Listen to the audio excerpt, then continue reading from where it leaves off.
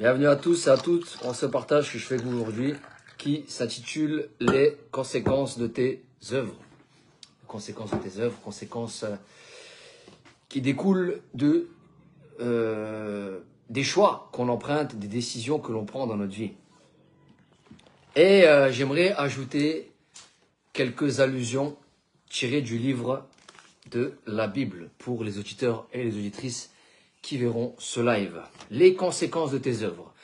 Alors très souvent, dans cette société actuellement, on pointe du doigt d'une manière très banale les choses négatives en disant « Ah, c'est bien, c'est cool ». Vous voyez ce que je veux dire?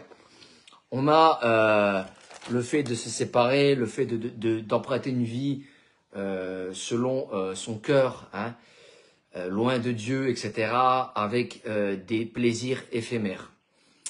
Et c'est l'image qu'on a un peu de cette société, voilà, indépendance, chacun pour soi, etc. Donc c'est vraiment des valeurs et on voit sur malheureusement ce qui se passe actuellement dans les réseaux sociaux, dans les informations, on constate qu'il y a un malaise, qu'il y a un problème dans cette société. Et tout ça découle justement des œuvres, des conséquences des œuvres. J'en parlais dans mon dernier live dernièrement aussi par rapport à certains points, que Dieu nous pardonne et que, évidemment, il faut être miséricordieux et pardonner ceux qui nous ont fait du mal. Or, dans la société actuelle, évidemment, les œuvres sont complètement inversées, les valeurs actuelles sont complètement inversées. Nous avons évidemment la haine, la violence et j'en passe. Donc, pardonner devient quelque chose de faible. Vous voyez ce que je veux dire? Donc, quand on est une bonne personne, quand on aime notre prochain, on est vu comme des personnes faibles. Alors qu'en réalité, nous sommes des personnes de haute valeur et de qualité dans nos comportements, dans nos œuvres. Mais la société voudrait nous faire croire que être un dur à cuire, ne pas aimer les autres, ne pas aider les autres, être égoïste, ce sont des bonnes valeurs aujourd'hui, en 2025 ou peu importe. Hein. Pour ceux qui verront peut-être ce live dans les années, voilà, peu importe. Alors, je vais vous partager le passage. Alors, voici les œuvres dont Dieu veut nous parler. Dans Jérémie, chapitre 21, le verset 14. Alors, il dit quoi? « Je vous châtierai selon le fruit de vos œuvres, dit l'Éternel. » Voilà. Donc déjà, ici, Dieu châtie celui qu'il aime comme un père châtie son fils. Quel père ne châtie pas son fils? Vous allez me dire. Ah, évidemment, parce que si vous avez connu votre père, il a toujours voulu le bien pour vous, il a toujours voulu vous protéger, vous garder du mal. Et évidemment, cela, des fois, ça a coûté peut-être des petites fessées, hein, pour qu'on puisse rester bien dans l'obéissance et ne pas faire n'importe quoi. Mais notre Père l'a fait pour notre bien, parce qu'il nous châtie. Hein. Donc Dieu châtie celui qu'il aime. Mais ici, il est dit quoi? « Je vous châtierai selon le fruit de vos œuvres, dit l'Éternel. » Alors, est-ce que nos œuvres sont bonnes ou est-ce qu'elles sont mauvaises? Dans une société qui prône des valeurs inversées. Parce qu'il y a des choses aujourd'hui qui sont mal, mais qui sont considérées comme bien. Malheureusement. Alors, on va lire un peu plus loin dans le chapitre 22, le verset 3 du livre de Jérémie. « Ainsi parle l'Éternel, pratiquez la justice et l'équité. » Ça, ce sont des œuvres positives. « Délivrez l'opprimé de la main de l'oppresseur. Ne maltraitez pas à l'étranger, l'orphelin et la veuve. N'usez pas de violence et ne répandez pas le sang, évidemment, dans ce lieu. Hein. » Voilà. Donc, mais si vous n'écoutez pas les paroles, je jure par moi-même, dit l'Éternel, cette maison, etc. Donc, il va châtier. Donc, il y a un comportement à adopter dans notre vie pour ne pas avoir de mauvaises représailles, pour ne pas être maudit et avoir des malédictions. Mais très souvent, le mal est considéré et banalisé comme le bien. On l'emprunte en disant, voilà, mais tu as fait ça et c'était normal, etc. Donc, on t'encourage davantage à faire le mal. Alors que Dieu veut te protéger. Et il est capable pour ça de te châtier, pour t'éloigner de quelque chose qui est négatif et qui est mal pour toi. Alors, on le lit encore, les problèmes, dans le livre de Jérémie, chapitre 22, verset 17. « Mais tu n'as des yeux et un cœur que pour te livrer à la cupidité. » Évidemment, notre cœur, des fois, s'éloigne du bien. Notre cœur, des fois, s'éloigne et emprunte des voies, emprunte des chemins qui sont malheureusement mauvais. Oui, c'est vrai, dans le monde que nous vivons actuellement, on nous vend du rêve, on nous fait croire des choses, et cela éloigne notre cœur de Dieu. Cela éloigne notre cœur de l'objectif premier, qui est de nous connecter à l'essence divine pure. La connexion avec un créateur qui veut nous connecter à la bénédiction et non à la malédiction. Mais évidemment, ce monde dans lequel nous sommes est gouverné par le diable, par le malin. Donc les valeurs ont été inversées et aujourd'hui on vous dit de faire des choses qui sont contraires à Dieu, malheureusement. Alors dans le verset 21, il est dit, « Je t'ai parlé dans le temps de ta prospérité, tu disais, je n'écouterai pas. C'est ainsi que tu as agi dès ta jeunesse, tu n'as pas écouté ma voix. » Vous voyez, Dieu des fois nous parle tantôt d'une manière, tantôt d'une autre. Il envoie peut-être des amis, peut-être des gens de l'extérieur, hein. Il nous parle de Dieu, mais nous ne voulons pas écouter. Nous sommes trop préoccupés par nos occupations, hein, par nos distractions dans le monde dans lequel nous sommes. Nous voulons mettre autre chose en avant et Dieu, nous le mettons de côté. Ce que Dieu a à nous dire, voilà, on nous invite peut-être à la communauté chrétienne, on nous invite peut-être à lire l'évangile, on nous invite peut-être à nous reconnecter à l'essence pure, à l'essence divine de Dieu, dans la prière, pour avoir une communion, un lien avec Dieu, pour qu'on puisse réellement être dans son plan et être avec lui sous la bénédiction jusqu'à l'éternité au paradis. Voilà. Dieu veut réellement le meilleur pour nous. Mais nous ne voulons pas écouter parce que nous avons peut-être X choses, des épreuves dans le temps ou je ne sais quoi, d'autres. Hein. Voilà. C'est pour ça que Dieu dit, je t'ai parlé dans les temps de prospérité. Tu disais, je n'écouterai pas. C'est ainsi que tu as agi dès ta jeunesse, tu n'as pas écouté ma voix. Donc, la première chose est d'écouter ce que Dieu veut nous transmettre, ce que Dieu veut nous dire. Écouter et recevoir son message. C'est très important. Alors, si tu n'as pas lu l'évangile, je t'invite vraiment à prendre possession de l'évangile, à réellement commencer à découvrir ton Créateur, ce qu'il veut pour toi. La Bible dit, mais à tous ceux qui l'ont reçu, cette parole, à ceux qui croient en son nom, elle a donné le pouvoir de devenir enfant de Dieu. Choses qui sont ni de la volonté de la chair, ni de la volonté de l'homme, mais de Dieu. Donc, on a une réelle connexion qui se crée avec Dieu. Dans l'intimité, dans l'amour, dans le partage. C'est Dieu qui veut nous connecter à lui, qui veut nous apporter des bénédictions, qui veut nous éloigner du mal, pour qu'on puisse entrer dans son plan. Vous comprenez? Dieu veut nous faire entrer dans son plan. Est-ce que toi, auditeur, auditrice, tu veux que Dieu rentre dans ta vie, mais que toi, tu puisses le laisser pénétrer en toi au travers de sa parole, en écoutant et en acceptant sa parole.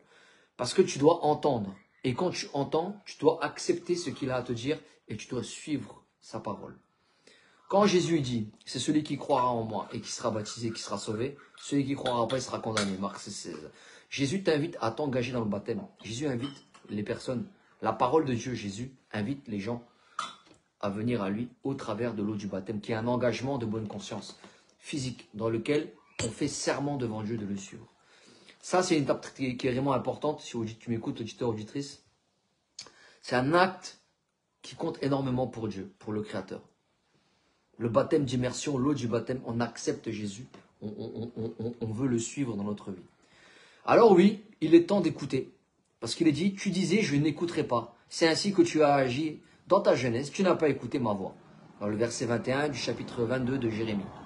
Et on lit plus loin encore, qu'il est dit, c'est alors que tu seras dans la honte, dans la confusion. Oui, à cause de toute ta méchanceté, parce que nous, dans cette société, nous empruntons des choix, nous empruntons des décisions qui sont à l'inverse des bénédictions que Dieu veut nous accorder. Et ensuite, qu'est-ce qui nous arrive? On a des soucis terribles. Et là, on est couvert de honte à cause de ce qu'on a commis. Alors, je m'adresse à tous les auditeurs, à toutes les auditrices, peu importe en quoi tu crois, peu importe de quelle manière tu veux t'approcher de Dieu.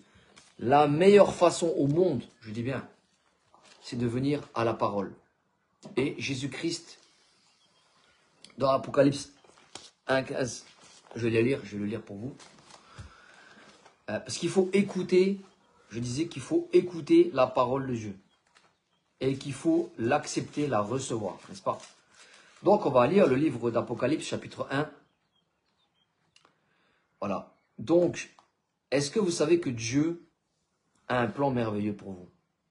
Dans le verset, je lis le verset 4, 5, vous voyez? Il dit quoi?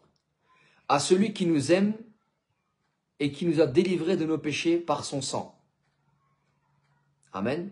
Jésus-Christ, dans Apocalypse 1,5, nous lisons qu'il est celui qui nous a délivrés de nos péchés par son sang. À la croix, Jésus a porté la malédiction du péché sur lui pour justement permettre à l'humanité entière, je dis à l'humanité entière d'accéder au paradis.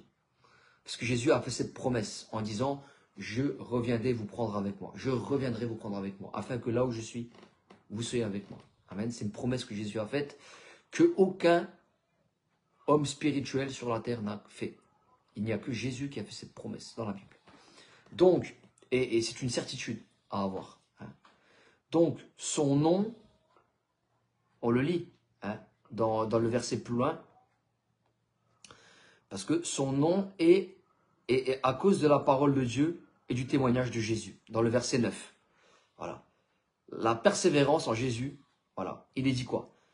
À cause de la parole de Dieu et du témoignage de Jésus. Parce que Jésus est la parole de Dieu. Jésus, je le répète, est la parole de Dieu. Je sais que ça peut peut-être étonner beaucoup de gens qui n'ont pas l'habitude, malheureusement, de recevoir l'évangile, de recevoir la parole de Jésus. Mais Jésus vous invite. Il dit, venez à moi, Matthieu 25, 31. Il dit quoi? Venez à moi, vous tous qui êtes fatigués et chargés, et je vous donnerai du repos. Venez à moi. Matthieu chapitre 11, verset 27. Je dis, je vais vous lire le passage, je vais vous le lire aussi. C'est très important. Très important qu'on puisse comprendre la plénitude de l'invitation que Dieu veut nous offrir. Hein? Matthieu chapitre 11, verset 28. Il dit quoi? Venez à moi, vous tous qui êtes fatigués et chargés, je vous donnerai du repos. Donc, il y a aujourd'hui cette possibilité pour chacun d'entre nous, auditeurs, auditrices, c'est d'échapper à la malédiction du péché qui a été propagée sur la terre par l'ennemi, le diable. Le diable a séduit toute la terre. Le diable a ramené cette malédiction qui est malheureusement véhiculée de génération en génération.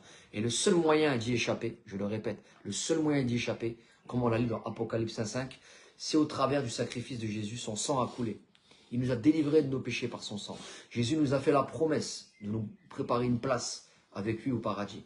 C'est le seul dans toute l'histoire, je le dis et je le répète, c'est le seul dans toute l'histoire de l'humanité, hein, des hommes spirituels, hein, qui a donné la certitude à celui qui le suit dans sa parole d'accéder au paradis.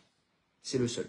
Donc, si vous voulez être sûr, Jésus vous invite, je le lis à l'instant, il vous invite à ce que vous puissiez accepter sa parole et à venir vers lui. Parce que les problèmes, malheureusement, sont réels. Dans le monde, dans la société que nous sommes, les valeurs sont inversées. Évidemment, on vous dit d'être votre propre Dieu, d'être le maître de votre propre vie, de vivre sans Dieu. Mais on ne va pas vous le dire directement. Hein. Voilà. Mais toujours est-il que les valeurs sont complètement inversées. Donc, dans le chapitre de Jérémie 22, je le lisais tout à l'heure, le verset 21, il est dit « Je t'ai parlé dans les temps de ta postérité, je disais, je n'écouterai pas. C'est ainsi que tu as agi dès ta jeunesse. Tu n'as pas écouté ma voix. Aujourd'hui, il est temps que tu te repositionnes dans ta vie, que tu commences à écouter le message que Dieu veut t'offrir, le message de l'évangile, le message de la parole de Dieu, Jésus. Jésus est la parole de Dieu. Jésus est le message d'espoir pour toi. Si réellement tu veux un changement, si réellement tu veux que Dieu soit avec toi, que Dieu te reconnecte dans ta vie à la spiritualité, la vraie, celle qui appartient au Créateur, eh bien Dieu, au travers de Jésus, te donne cette possibilité de réconciliation avec Dieu. C'est une réconciliation réelle qui t'est offerte aujourd'hui. Donc, les conséquences de tes œuvres, oui, ont fait que tu t'es peut-être éloigné de l'essentiel de Dieu. Et malheureusement, cela découle, tu le vois par toi-même, tu regardes dans le rétroviseur de ta vie, tu sais que là, il y a des soucis, que ça ne va pas. Et tu te dis, mais c'est peut-être parce que je me suis éloigné de Dieu au final. Et tu tombes sur ce live, sache que ce n'est pas un hasard, auditeur, auditrice, que Dieu a réellement un plan pour toi, qu'il veut qu'aujourd'hui tu puisses faire demi-tour avec lui. C'est pour ça que je partageais tout à l'heure dans Matthieu 11, 28, il dit, venez à moi, vous tous qui êtes fatigués et chargés, et je vous donnerai du repos. Donc, il n'y a plus de doute à avoir. Il est temps pour toi, auditeur, auditrice, que tu puisses faire ce demi-tour avec Jésus dans ta vie. Il y a peut-être encore des choses qui te retiennent. À me dire, oui, mais ma vie, c'est plein de problèmes, ça ne va pas. Eh bien, j'aimerais te dire, aujourd'hui, laisse Dieu prendre le contrôle. Peut-être ça te dépasse. Tu es là, plein de problèmes, plein de soucis dans ta vie. Tu as ta tête qui n'est pas bien. Alors peut-être tu as pris des mauvaises habitudes de boire de l'alcool, ou de fumer, ou je sais pas, ou de consommer de la drogue. Et tu te dis, regarde, ça va arranger le problème, mais ça n'arrange pas les problèmes. Tu t'aperçois qu'en fait, tu t'enfonces de plus en plus et que même à un moment donné, tu commences à avoir des problèmes. Tu commences à être malade. Jésus veut t'apporter la vraie réconciliation, la vraie paix que tu n'obtiendras pas sur la terre. Alors, je t'invite d'une manière très simple à faire une prière, à l'accepter premièrement dans ton cœur, Jésus. Voilà. Faire une prière dans laquelle tu veux réellement qu'il rentre dans ta vie.